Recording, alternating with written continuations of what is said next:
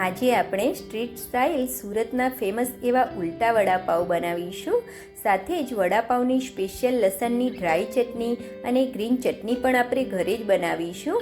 આમ તો બધા જ બાળકોને લગભગ ઉનાળાનું વેકેશન સ્ટાર્ટ થઈ ગયું છે અને આજે મારા બાળકોની ડિમાન્ડ પર મેં આ રેસીપી બનાવી છે, જે આજે હું તમારી સાથે શેર કરીશ. આમ પણ આટલી બધી ગરમીમાં આપણે તેમને બહારનું સ્ટ્રીટ ફૂડ તો આપી શકતા નથી, તો ઘરે જ આ રીતે બનાવીને આપવું વધુ બેટર છે. હેલો ફ્રેન્ડ્સ, જય શ્રી કૃષ્ણ, રાધે રાધે. સ્વાગત છે તમારું મારા કિચનમાં.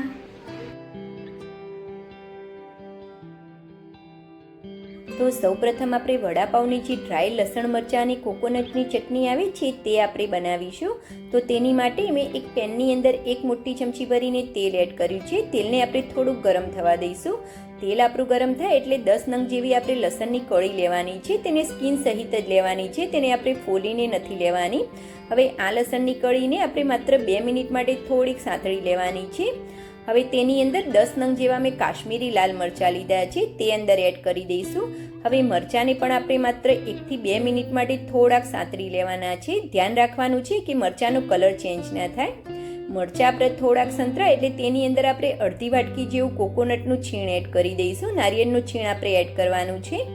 નારિયેળના છીણને પણ આપણે માત્ર 2 મિનિટ માટે થોડુંક સાંતળી લેવાનું છે. હવે આ બધી જ વસ્તુને આપણે થોડીક ઠંડી કરી લેવાની છે. ઠંડી થાય એટલે આપણે તેને મિક્સર જારની અંદર લઈ લઈશું. હવે તેની અંદર આપણે અડધી ચમચી સંચળ પાવડર, અડધી ચમચી સાદું મીઠું એડ કરવાનું છે અને અડધી ચમચી આપણે આમચૂર પાવડર એડ કરીશું. તેની સાથે આપણી ચટણીનો કલર સરસ એવો આવે તેની માટે આપણે પીસેલું કાશ્મીરી મરચું 1 ચમચી એડ કરવાનું છે. હવે બધી જ વસ્તુને આપણે સરસ એવી દરદરી પીસી લેવાની છે. એકદમ ફાઇન પાવડર નથી કરવાનો. ચટણીનો ટેસ્ટ આ રીતે થોડીક દરદરી રાખીશું તો ખૂબ જ સરસ આવે છે. એટલે આ રીતની આપણે ચટણીને પીસવાની છે. તો આપણી સરસ મજાની એવી વડાપાઉંની સ્પેશિયલ લસણ મરચાંની લાલ ચટણી બનીને તૈયાર છે. હવે તેની આપણે ગ્રીન ચટણી પણ બનાવી લઈશું. તો તેની માટે મેં 100 ગ્રામ જેવા લીલા ધાણાને ધોઈ અને દાંડી સહિત મિક્સર જારની અંદર એડ કરી દીધા છે. તેની સાથે થોડાક ફુદીનાના પાન પણ એડ કર્યા છે. 5 થી 7 કળી જેવું લીલું લસણ અને 3 તીખા લીલા મરચાં અને 1 ટુકડો આદુનો એડ કર્યો છે. અડધી ચમચી સંચળ મીઠું, અડધી ચમચી સાદું મીઠું, 1 ચમચી જીરું એડ કરવાનું છે. થોડાક સિંગદાણા એડ કરવાના છે. હવે 1 લીંબુનો રસ એડ કરી દઈશું. 1 મોટી સાઇઝના લીંબુનો રસ મેં એડ કર્યો છે. હવે આપણી ચટણીનો કલર સરસ એવો ગ્રીન આવે તેની માટે મેં 5 થી 6 નંગ જેવા આઈસ ક્યુબ એડ કર્યા છે. તમે ઠંડુ પાણી પણ થોડું એડ કરી શકો છો. હવે મિક્સર જારને બંધ કરી અને આ ચટણીને આપણે થોડીક દરદરી પીસવાની છે. આ ચટણીને પણ આપણે થોડીક દરદરી પીસીશું તો આપણી ચટણીનો ટેસ્ટ ખૂબ જ સરસ આવશે. તો આપણી વડાપાઉંની જાન કહી શકાય એવી બંને ચટણી બનીને તૈયાર છે. આ ચટણીને તમે ફ્રીજની અંદર સ્ટોર કરી અને 10 થી 12 દિવસ સુધી તમે ખાઈ શકો છો. તેને તમે એમ પણ રોટલી, ભાખરી, પરાઠા સાથે પણ ખાવાની ખૂબ જ મજા આવે છે. હવે આપણે વડાપાઉંનો મસાલો બનાવવા માટે મેં 5 થી 6 કળી જેવું લસણ લીધું છે, 2 થી 3 તીખા લીલા મરચાં લીધા છે, 10 નંગ જેવા લીમડાના પાન લીધા છે અને 1 મોટો ટુકડો આદુનો લીધો છે. હવે બધી જ વસ્તુને આપણે ચીલી કટરની અંદર આ રીતે દરદરું ક્રશ કરી લેવાનું છે. મિક્સર જારની અંદર આપણે નથી પીસવાનું, આ રીતે આપણે થોડુંક દરદરું રાખવાનું છે. હવે 500 ગ્રામ બટેટાને મેં બાફી અને ઠંડા કરી લીધા હતા. પછી તેની સ્કીન નીકાળી અને આ રીતે આપણે મેશ કરી લેવાના છે. હવે એક પેનની અંદર આપણે 2 મોટી ચમચી ભરીને તેલ એડ કરીશું. તેલ આપણું ગરમ થાય એટલે તેની અંદર 1 ચમચી જેવી રાઈ એડ કરવાની છે. રાઈ આપણી ફૂટવા લાગે એટલે તેની અંદર થોડીક હિંગ એડ કરવાની છે. બટેકાની કોઈ બી રેસીપી બનાવવાની હોય તો તેની અંદર હિંગ ચોક્કસથી એડ કરવાની, જેથી આપણે પચવામાં હળવી રહે છે અને ગેસની પ્રોબ્લેમ થતી નથી. હવે તેની અંદર આપણે જે આદુ, મરચાં અને લીમડાની પેસ્ટ બનાવીને રાખી હતી તે અંદર એડ કરી દઈશું. આ પેસ્ટને આપણે થોડીક સાતળવાની છે. પેસ્ટ આપણી થોડી સંતરાય એટલે તેની અંદર 1 ચમચી જેવી આપણે હળદર પાવડર એડ કરવાનો છે. હવે તેની અંદર આપણે જે બટેકા મેશ કરીને રાખ્યા હતા તે અંદર એડ કરી દઈશું. હવે તેની અંદર આપણે અડધી ચમચી સંચળ પાવડર, 1 ચમચી સાદું મીઠું એડ કરવાનું છે. હવે બધી જ વસ્તુને આપણે સરસ એવી મિક્સ કરી લઈશું. આ રીતે દબાવતા જઈશું અને બટેટાને આપણે મેશ કરતા જવાનું છે અને આ રીતે બધી જ વસ્તુને આપણે સરસ એવી મિક્સ કરી લઈશું. આ રીતે આપણે દબાવતા જઈશું અને બટેટાને આપણે મેશ કરતા જવાનું છે, જેથી આપણી બધી જ વસ્તુ સરસ એવી મિક્સ થઈ જશે. તો આપણી બધી જ વસ્તુ સરસ એવી મિક્સ થઈ ગઈ છે. લાસ્ટમાં તેની અંદર આપણે થોડાક લીલા ધાણા એડ કરી દઈશું. તેને પણ આપણે સરસ એવા મિક્સ કરી લેવાના છે. આ રીતે ધાણા અને મસાલાને પણ આપણે સરસ એવો મિક્સ કરી દઈશું. તો આપણો સરસ મજાનો એવો વડાપાવનો મસાલો બનીને પણ તૈયાર છે. હવે લાસ્ટમાં આપણે ચણાના લોટનું બેટર બનાવી લઈશું. તો તેની માટે મેં 2 કપ જેવો ચણાનો લોટ લીધો છે. તેની અંદર આપણે 1 ચમચી જેવું મીઠું એડ કરવાનું છે. હવે તેની અંદર આપણે ચપટી જેવો ખાવાનો સોડા એડ કરવાનો છે.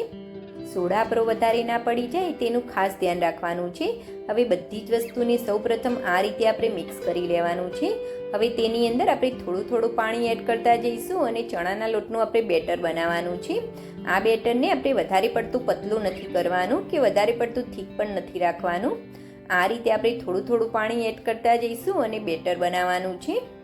ટોટલ આની અંદર મેં કેટલું પાણી એડ કર્યું તે હું તમને લાસ્ટમાં જણાવીશ.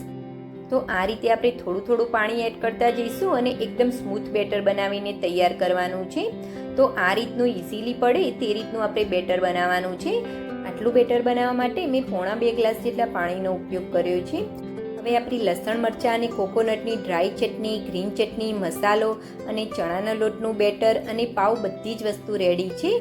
તો હવે ફટાફટથી આપણે વડાપાવ બનાવી લઈશું. રેગ્યુલર વડાપાવની અંદર વડા બનાવી તેને તળી અને વડું પાવની અંદર ભરીને વડાપાવ બનાવવામાં આવે છે. પરંતુ ઉલટા વડાપાવની અંદર તેનાથી બિલકુલ ઉલટું છે, એટલે જ તો તેનું નામ ઉલટા વડાપાવ પડ્યું છે. તો તેની અંદર સૌપ્રથમ આપણે ગ્રીન ચટણી લગાવી દઈશું.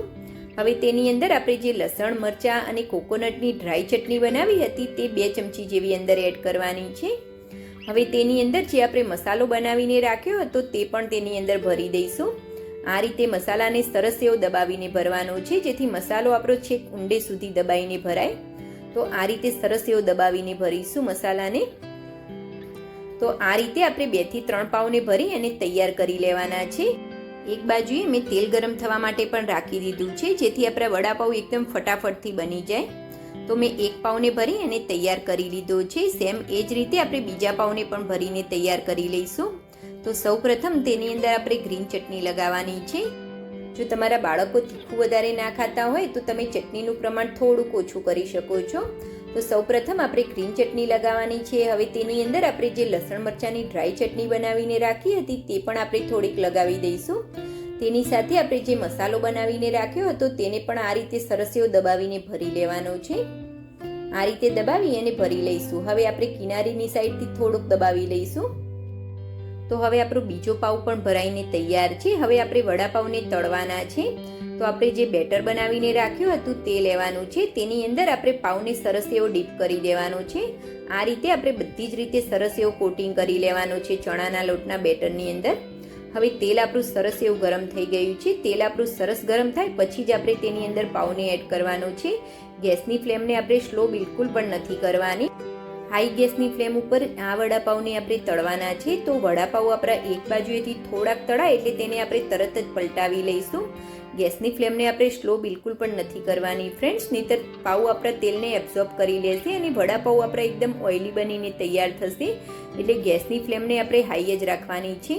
તો આપણા વડાપાવ બંને બાજુએથી સરસ એવા તળાઈ ગયા છે. તો તેને આપણે એક પ્લેટની અંદર નીકાળી લઈશું. તો સેમ એ જ રીતે આપણે બીજા પાવને પણ નીકાળી લઈશું.